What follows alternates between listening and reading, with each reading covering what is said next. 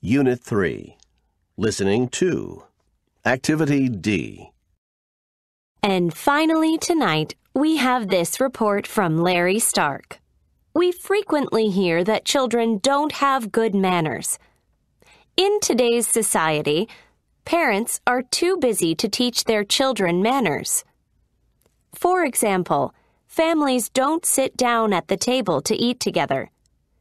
As a result, children don't learn good table manners.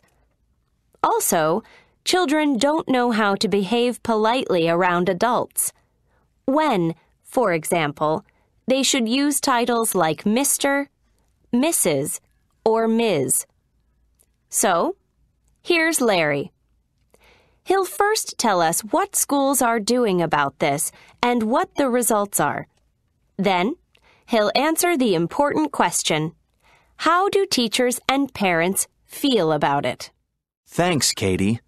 Schools are giving their students classes in etiquette and polite behavior. But the teachers aren't teaching these classes. In one school, the principal asked a company called Polite Children to teach the classes. Marjorie Lucas is the owner of the company. Polite Children offers courses in manners to the schools. This is how Ms. Lucas explains it. Teachers spend a lot of valuable class time dealing with bad behavior.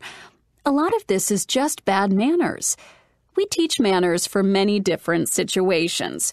Children learn both table manners and classroom manners. They also learn how to relate to adults. In the end, manners are all about having respect for others.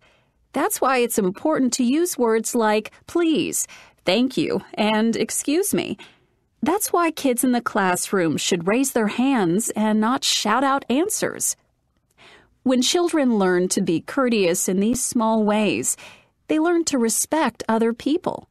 We asked Tom Saunders, a school principal, about the effect of these classes at his school. You know, Larry, they're having a good influence on our students.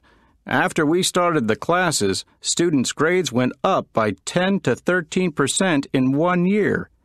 Teachers say that students are more attentive in the classroom. This saves a lot of time. Time teachers can spend teaching instead of correcting bad behavior.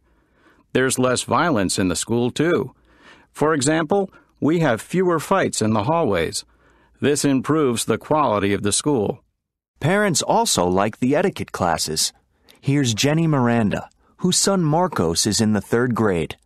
Marcos came home and said he wanted to practice being polite. I was amazed.